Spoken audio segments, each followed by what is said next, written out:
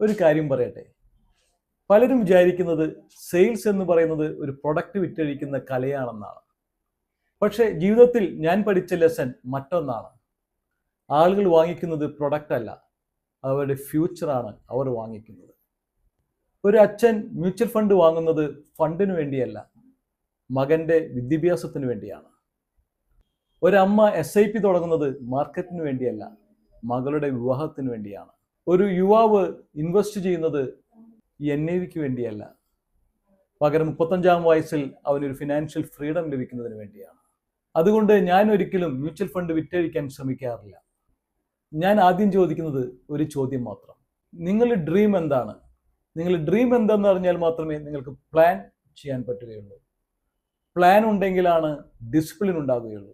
Discipline ഉണ്ടെങ്കിൽ മാത്രമേ wealth create ചെയ്യാൻ സാധിക്കുകയുള്ളൂ. നിങ്ങളുടെ ഡ്രീമിന് ഒരു ഫിനാൻഷ്യൽ പ്ലാനിങ് വേണമെങ്കിൽ നമുക്ക് സംസാരിക്കാം.